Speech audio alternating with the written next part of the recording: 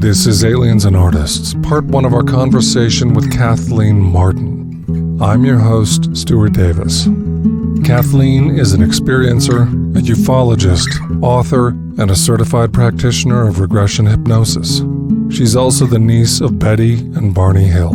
We discuss her contact experiences, her work with the Free Foundation, and the astounding series of events that resulted in her being healed by non-human entities. I would say that from the first time I had an experience, I was personally aware that something very unusual and frightening had occurred. But when I spoke to other family members about it, I was told, you are not supposed to speak about this. They don't want you to talk about it. So I never did. And I know the level of ridicule that our government has encouraged in the population, and how certain disinformants attempt to destroy experiencers or abductees, or even those who have close encounters, to destroy their lives and their professions. Then I decided not to talk about it. I was never going to mention it to anyone.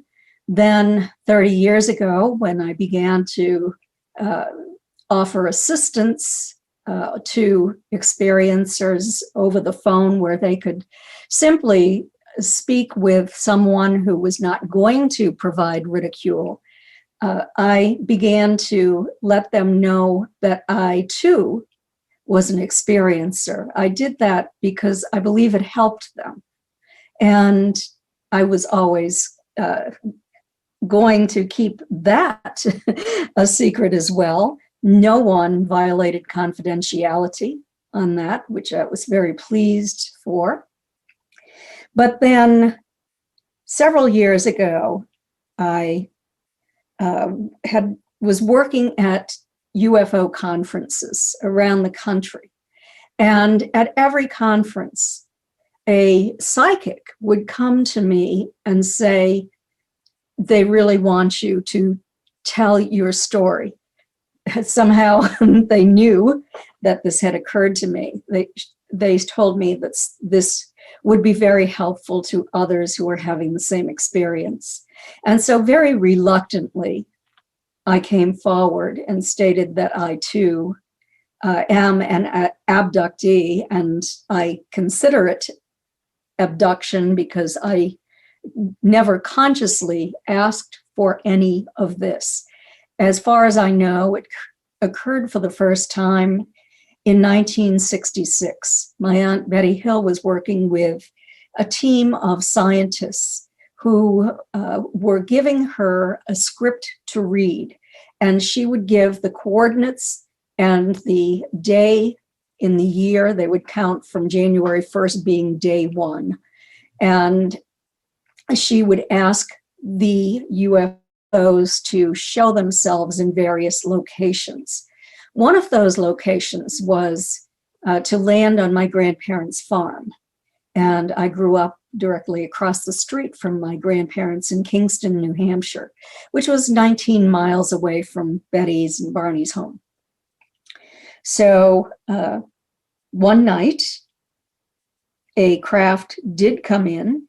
It was observed coming in, hovering and preparing to land by two individuals. One was my grandmother. The other was a neighbor who was returning home from work. And we heard about that the next day. It left physical trace evidence on the ground, and it was investigated by, and I'm not sure what group investigated it, but UFO investigators. And so what I remembered from that night, and I think it's that night, I could be wrong, it could have happened at another time, but I had conscious recall of remembering waking up on a table with non-human entities standing around me. And I knew they were non-human, but I could not remember their faces. I couldn't remember the types of features they had. And years later, I had an abreaction to all of this and was finally able to see and observe their faces. This happened 200 feet from my childhood home. My mother was also on the craft with me that evening. She remembered the event as well. I don't remember if we discussed it immediately or sometime thereafter. I not only had a spotty memory of this, but I also was experiencing unusual pain that was just causing me to question if this was really a real experience because of the physical pain I experienced as well. So as far as I know, that was the beginning. And time again, I was taken to craft for various reasons. There were 2 other episodes where the craft was observed by my neighbors. One of those times, the neighbors were actually knocking on my door to have me come out to look at this craft. And I wasn't anywhere to be found. And so this happened, just periodically throughout my lifetime. And when I didn't understand it, I was traumatized. I was aware of some of the work that was being done by early researchers, but they took a negative view of what was occurring. And so I was aware of only the negative part of it, the attitude that we were being exploited and being used like lab rats by this extraterrestrial race. And I did undergo hypnosis with Dr. James Harder. And this was about, I would say, 1976. And I had a partial memory, in addition to what I already remembered and continued to remember about some of my experiences. I don't want to go into a lot of details. They're probably no different than anyone else's. The difference that between me and others is that these entities finally let me have conscious recall, unless it was Dr. Harder's post-hypnotic suggestion that I would remember more. But I remembered then being on a table, but I was surrounded by very loving non-humans. They were sort of grayish or Asian appearing, but not Asian. And they told me telepathically, they projected love toward me. This was more intense than any feeling of love I've ever had on this planet. It was incredible. They told me that they were doing no harm, that they only wanted to attempt to raise my vibrational frequency. I was feeling a very strong tingling through my body. In the year 2012, I was healed from a long-term debilitating illness that I had been suffering from by them. And so I changed my attitude because I was not being harmed. In fact, I was being helped. And they were giving me messages. And one of those messages was about their concern for our planet and the work that they were doing on our planet to collect DNA in case we destroy ourselves, to attempt to create a more sustainable species, that they were doing this not only here, but perhaps to seed other planets that they had terraformed. And they said that the greatest concern about us is that our spiritual development was out of sync with our technological growth, and that this creates problems because we have the ability to destroy everything on this planet. But we are not spiritually developed to love one another, to cooperate with one another, that we are in a planet that is warlike with primitive behavior and attitudes. And this is of great concern to them. They have seen this occur on other planets, and the planet destroyed itself, and they didn't want to see it happen here. So this is what they have been attempting to do on our planet.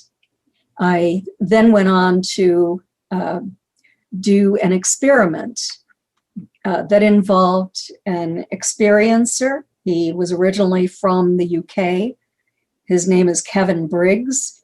He was a police officer over there. His wife worked for the university as an assistant researcher. And they moved to the United States about 20 years ago. He just happens to live in the town that I live in, but I didn't meet him until 2015.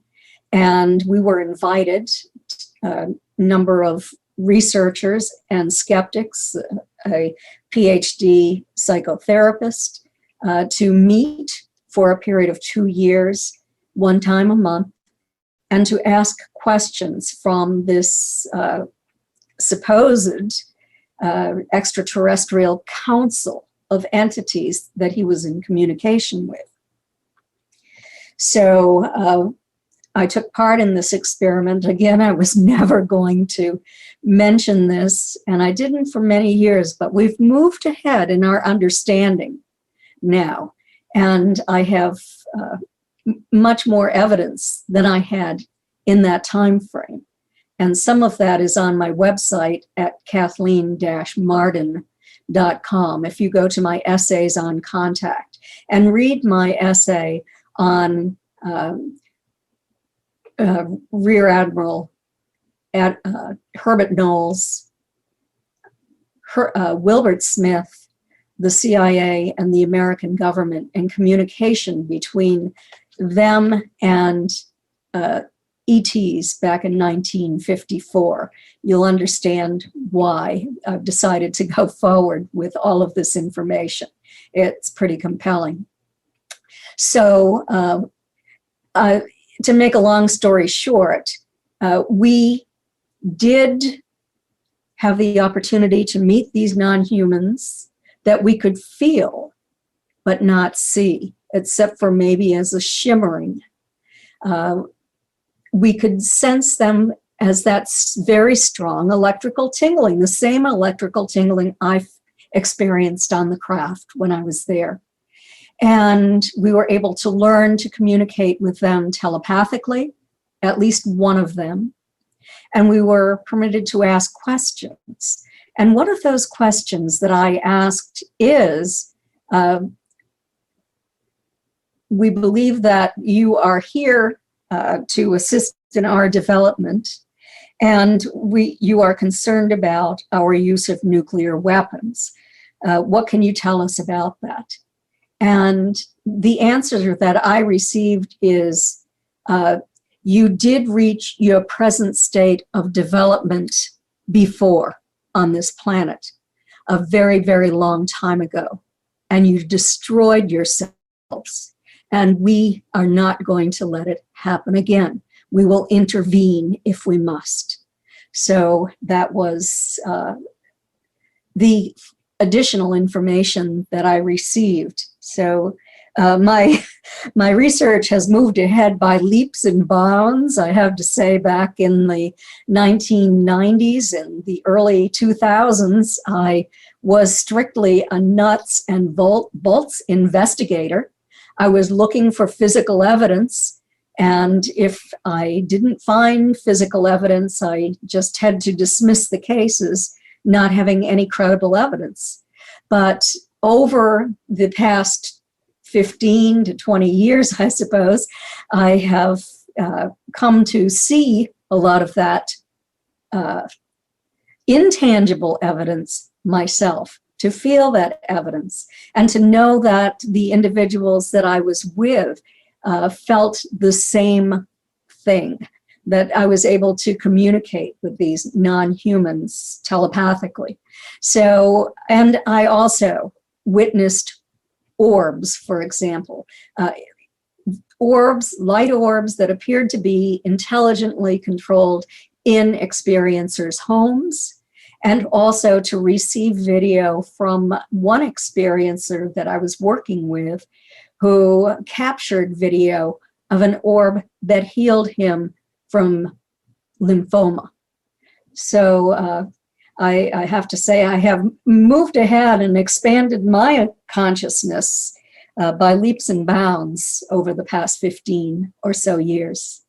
In respect to the disparity between our technological and spiritual development, what's your appraisal of humankind's ability to deepen our consciousness sufficiently to respond to these crises? What's the prognosis as to our inner development catching up to our outward mayhem? As it now stands, I think that probably the majority of the citizens of this world really have no knowledge, or very little knowledge, of our present situation. I'm aware that from speaking with a European investigator, that your other European investigators are laughing at us, are believing that we are self-deceived, that this is all disinformation coming from our military, coming from our government, and that none of it is true. They're talking about a false flag invasion sort of thing. And so I'm concerned. I think that it is going to probably require that these non-human entities reveal themselves to all of us. There will be a great period of ontological shock where individuals around the world who had been disinformed about the ET presence, or whatever presence this is, it could be interdimensional, but had been disinformed from the very beginning, are going to suddenly realize that this has occurred. And I think that it would require that, and vast kind of education. I do my best. I have spoken at conferences nationally and internationally to attempt to raise human consciousness, to persuade individuals. I'm sure that a lot of people think that I've turned woo-woo, and and I've even heard someone say, "Oh, she's gone all spiritual on us." But you know, there's more than the nuts and bolts element, and I can understand why our military, why our scientists would want to move ahead in our technological development. But I also am fully aware that there are many who are attempting to understand the whole consciousness part of this, which is vast, that there appears to be a consciousness that can do things that are against our current understanding of science. And for example, those who are studying and have studied the Skinwalker Ranch in Utah, where prehistoric animals a prehistoric wolf has appeared, where UFOs are seen, where there are cattle mutilations, where there are shadow people, where there are non-humans that materialize, where there are a lot of things going on. Also, I investigated a case in Texas that was very much like this. And so there appears to be something that is occurring. Dr. John Alexander, who is also Colonel John Alexander, whom I have a great deal of respect for, has studied this for a very long period of time. And he's talking about portals. I'm glad that I'm not the only one, that he is talking about interdimensional portals that appear to be opening up. The ETs have talked about this, and they have given us the information that when thermonuclear weapons are detonated, it tears into the fabric of time and space and bleeds into other dimensions, causing damage not only to us, but to other dimensions as well. And that was a major concern that they expressed in 1954.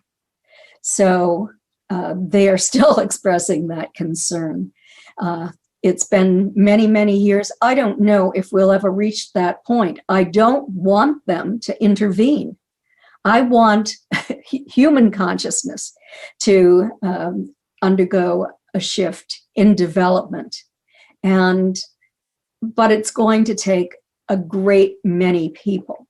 There are many other people like myself in this field who are attempting to raise human consciousness. And so all we can do is continue to do the work that we're doing. I've done many, many radio shows. I've talked about this on television shows as well. I don't know if it will be cut out from the television shows. I never know what is going to remain of my testimony. But I can think of no other way except for what I'm already doing in terms of writing and speaking about this. And it's not me, it's many, many other people around the world as well. So thousands of nuclear detonations have occurred at this point, ostensibly perforating the dimensional membrane between here and wherever the others are from, forcing their hand. But as to who they are, how many types of entities are engaging us? What are their motivations?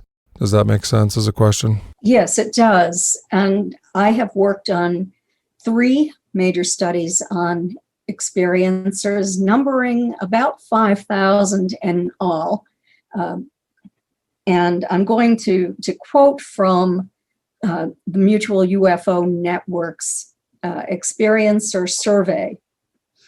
This was done with 2 PhDs. One was Dr. Don C. Donderi, psychology professor at McGill University. The other was Dr. Michael Austin Melton. And there were several lay researchers as well. And so we had 516 participants whose surveys we decided to use, that we realized that they were not hoaxing. We had to eliminate about 50 of them who were either hoaxing, we knew that through our trick questions, or simply didn't complete the questionnaire. In part 2 of our study, Dr. Don C. Donderi, administered the American Personality Inventory that was devised in order to identify the experiencers who had the symptoms of UFO abduction syndrome. And so I'm going on that. And what I can tell you is that there are reports of many, many groups, but the most prominent that are reported are those that we think of as the Greys, and several different races of Greys with different characteristics, but very similar.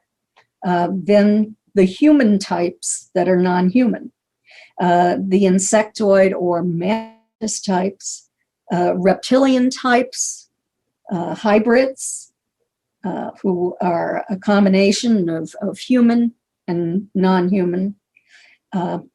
My lab abductions that are taking place where there are non-humans and what appear to be humans who act in a military fashion. We don't know if they're actually the American military or not. And so there are many, many others that were mentioned in the studies, including Bigfoot or Sasquatch, tall blues, short squat blues, tall goldens, tall whites, let me think, blue avians, but in a much smaller percentage.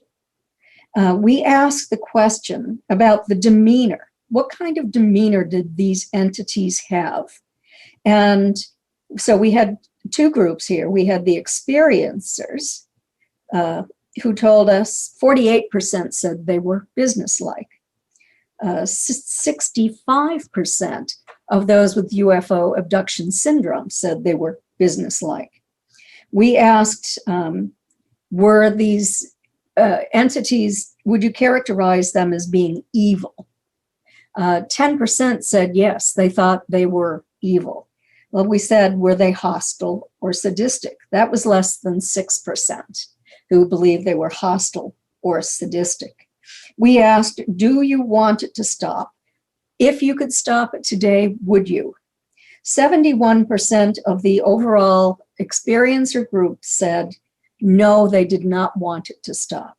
75% of the abductee group said, no, they did not want it to stop.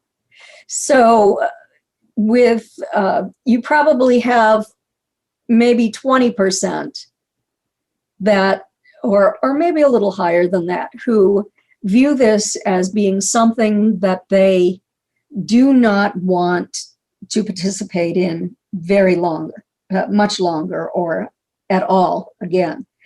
Now, this is usually stated by people who are undergoing abductions by a type of reptilian that is doing horrible things. These reptilians supposedly mutilate humans, mutilate cattle, and treat humans very, very poorly when they take them, do horrific things. I don't know if this is a humanoid reptile that has always lived under the surface of our planet. This type of reptile is generally not seen on craft, as far as I know. And so that could be an explanation. They appear to be interdimensional. I know that, but I don't know everything. And no one has all of the answers. And I certainly feel quite ignorant when I'm speaking about that part of it. The insectoid or mantis type is a group that is, I believe, quite large, especially in the Western United States and in the Southwest, but are also seen throughout the United States in smaller percentages. But they appear to be clumsy. They appear not to have a good understanding of humans. And the humans who tend to have contact with them tend to be traumatized by this experience, more so than with the other groups. With the Greys, individuals might also feel traumatized until they can understand what's going on. And since the Greys work with all of those different groups, there's different behavior from the Greys in the different types of groups. Most of the experiencers who took part in our study said that it depends upon the type of entity, whether they believe that they are positive or negative or somewhere in between. So I guess that's about all I can offer. in that large percentage of experiencers who do not wish for the contact, the abductions, to stop? Is that because the experience is perceived and interpreted accurately, or does Stockholm Syndrome come into play given the manner in which these entities are able to shape our experiences, mold our emotion, screen, or even excise memories? How do we parse Stockholm Syndrome from positive events? Are we capable of truly apprehending without distortion the nature of contact? I have asked myself that question time and time again. The UFO investigators and abduction investigators who are not experiencers themselves have promoted the idea that those who are having positive experiences are suffering from Stockholm Syndrome. And all I can say about that is I'm not certain. What I do know is that these highly positive emotions are experienced by me as being real. I have also experienced a non-human, or maybe a human entity who has passed, who is, I could detect was not at all positive. I was working with an experiencer attempting to discover the truth about whether or not he was being taken by these horrific reptilians. And unfortunately, I received an attachment, and I could really sense the negativity. There's a huge difference for me between having that entity attached to me and sending me into a depressed state, to interfering with my sleep immediately. So I developed a different sleep pattern, to making my body feel pain. And I did a lot of study on this after this occurred, and realized that these highly negative interdimensional entities feed off pain and fear and attach to humans. Whereas my experience with what I believe are extraterrestrial entities, the same ones that were in contact with my aunt and uncle, Betty and Barney Hill, and with my mother as well, are different. I perceive them as being more positive and as projecting love toward me that I believe is really love.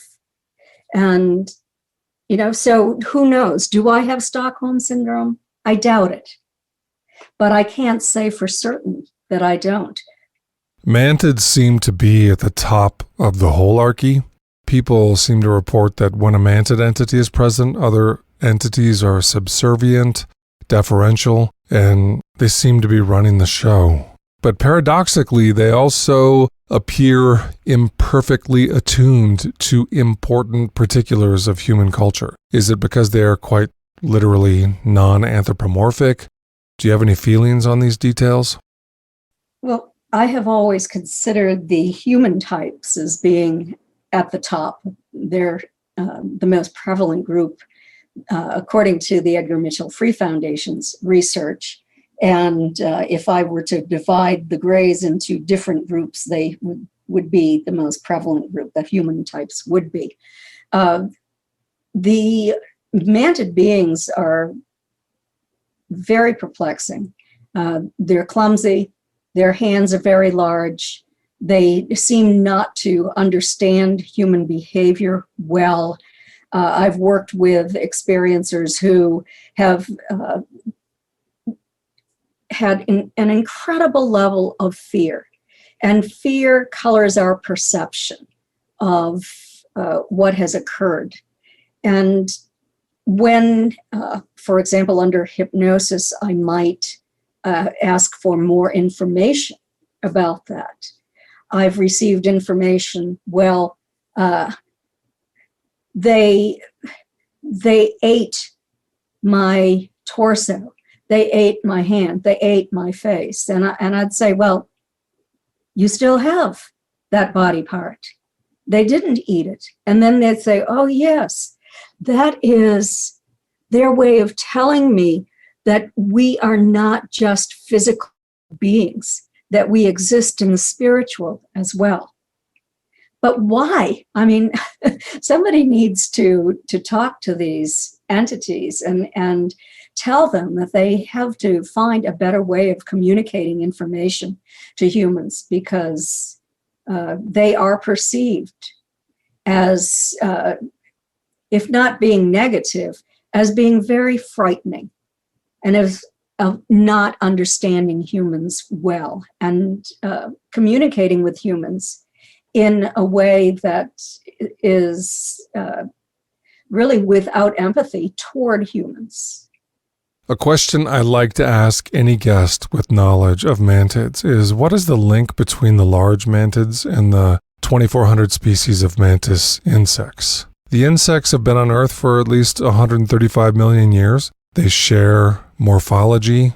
Why? You'd think this would be a major topic of discussion, but it isn't. Do you have any insight? The only insight that I have on these two is that what I've received, it's just testimony from an experiencer, not from any of the studies that I've worked on. But the information I was given is that they are all light beings, but they have different morphology. And that is that they are created. They have been created by these human types for some reason. You're referring to the 8-foot-tall ones? Yes. Can you share a bit more about how you were healed, and beyond that, why some experiences are healed and others are afflicted? There's a lot of medical fallout that comes with contact. Can you speak to these medical mysteries? Okay. I had suffered from chronic fatigue and immune dysfunction syndrome for a number of years. And it came after a particularly frightening experience that I had. And I was burned during that experience. I think that I was exposed to some radiation. My doctor at first believed that I had been subjected to some kind of radiation. My face was burned, my back, I lost hair. And then I became ill and didn't know what to do with it. Suffered, I lost my profession because of the degree of my illness. And I was speaking with an experiencer from Australia in 2012, I believe it was. And he also speaks with a council of ETs, and there's one representative who speaks to other humans. And so he arranged for me to have a meeting with this entity. And this was done via Skype. And I said that I believed that they were responsible for my illness and that I had suffered long enough. And if I was going to go about doing my work, I needed to be healed. And I wasn't sure if the experiencer was on the level. I have many questions about people who channel information, but I thought I would do that. I would ask for this, both as a test of his veracity and as a test on whether or not I could actually be healed. I wasn't expecting healing, but 4 nights later, I woke up in severe pain. In fact, I woke my husband up and said, "You might have to take me to the hospital, or you might have to call an ambulance. I don't know what's happening to me." And so he said, "Okay, we will just see what happens and let me know." And so the next thing I knew, I was in a different kind of environment. And it was sort of misty or foggy. I was on a table. There were two tall, glowing entities by my head, from what I could see from my peripheral vision. I was aware of some kind of a chart. I don't know if it was a screen I was looking at, if it was a holographic image, or if it was just an image projected into my mind. But what I saw was what I thought was my body. And I could see a sort of energy running through the periphery. I saw certain organs that were highlighted in pastel green, pastel pink. And I could feel the pain was from the procedure that was being done, a very, very deep, deep level of pain, plus tingling, that same tingling sensation around the periphery of my body. The next thing I knew, I was waking up in the morning, and I felt like I was 21 years old again. I was born in 1948, and I have not had chronic fatigue and immune dysfunction again in all of those years. The symptoms have not returned. So I'm very grateful for whatever it was that happened to me. I do not believe that these entities were the grays that my family has seen, or type of race of grays that my family has seen for many years or interacted with. This appeared to be something different, taller, and I couldn't actually see their faces. I only was aware that they were glowing.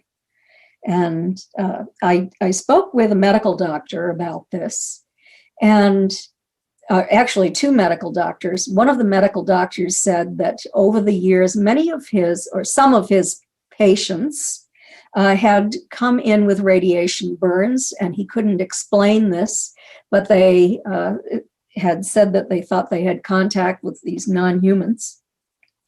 And also a medical doctor told me that the organs that I saw in pink and pastel green were the organs that were involved in chronic fatigue and immune dysfunction syndrome, or chronic mononucleosis, which was my first diagnosis. So that sort of verified to me that, yes, this individual in Australia, Paul Hamden, is having contact with these non-human entities. I did speak with one of them, and I was healed by them. For more information on Kathleen Marden, check the show notes. Part 2 of our conversation with Kathleen Marden airs next week for Plus members. Plus members, I hope you're enjoying the adorable sugar gliders, which were hand-delivered to you wrapped in vicuna wool, sourced from the Andes Mountains. Minus members, your rabid vampire bat should arrive whenever it gets there.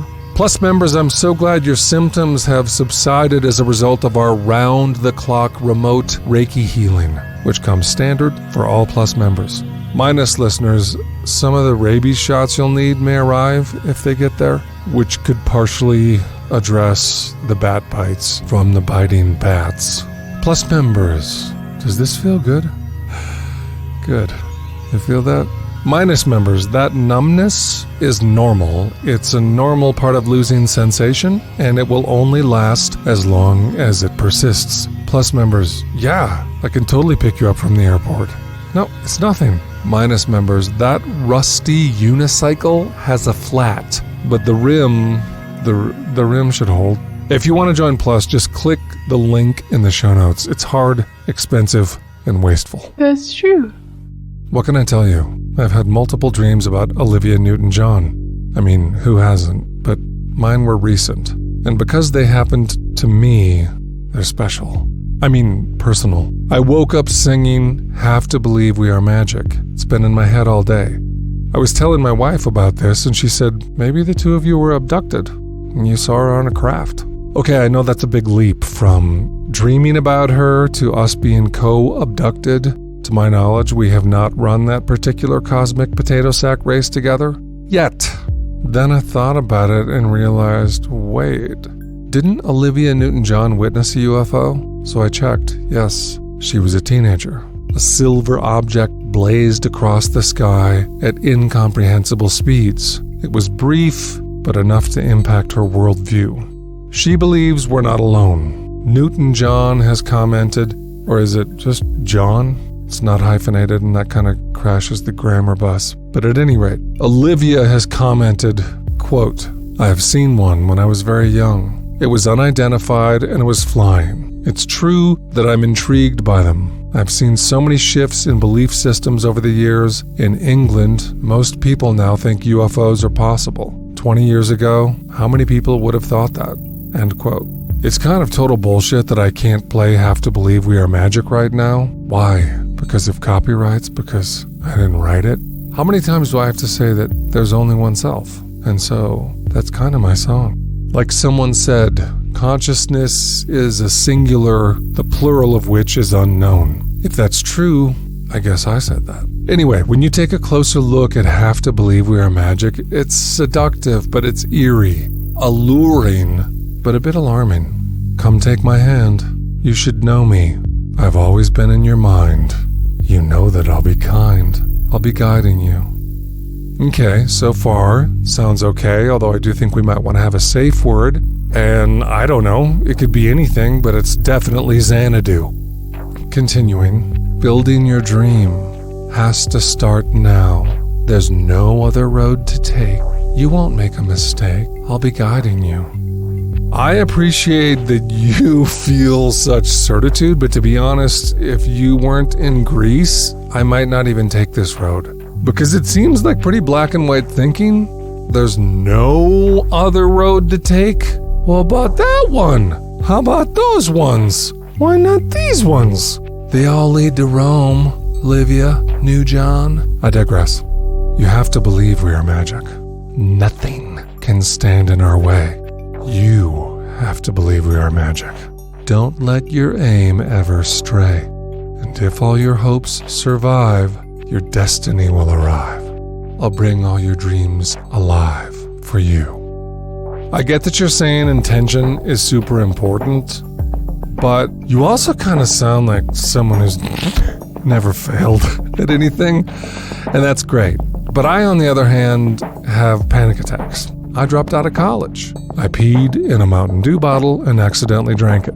I get a feeling I'm not the sure thing you paint me to be in this song. I do grant you that this song about building your dream, well, it literally built my dream, which is pretty straight up sorcery, bona fide magic. You know, if it conjures like a duck and brings reality into accord with its own will like a duck, then fuck a duck. It's magic.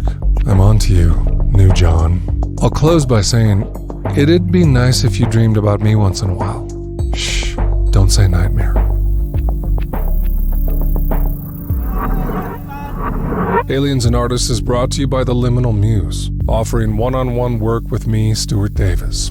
Sessions focus on transpersonal hypnotherapy, creativity as a spiritual path, contemplative practices, and more. Go to theliminalmuse.com to book a session or click the link in the show notes.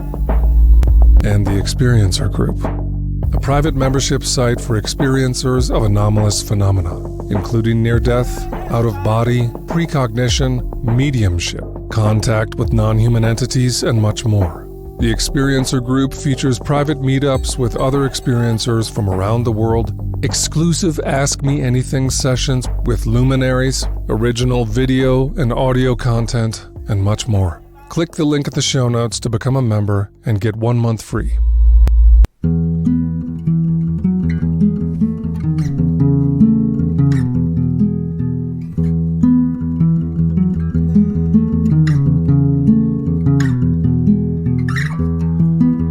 Grace comes home drunk sometimes and beats on the doorway to my guts.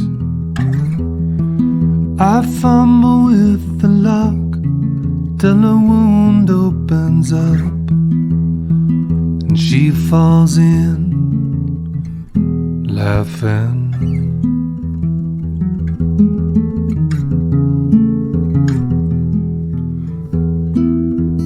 Honey, I'm home. Honey, I'm home. I wince as she stumbles up my spine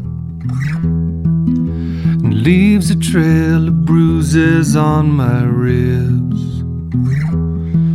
I choke on her, dancing on my tongue. She kicks out a tooth. Honey, I'm home. Honey, I'm home. She lights a cigarette inside my head and blows all the smoke into my eyes, until she sees a tear, and then she sighs. Just what I thought, another fragile Buddha. Just what I thought, another fragile Buddha.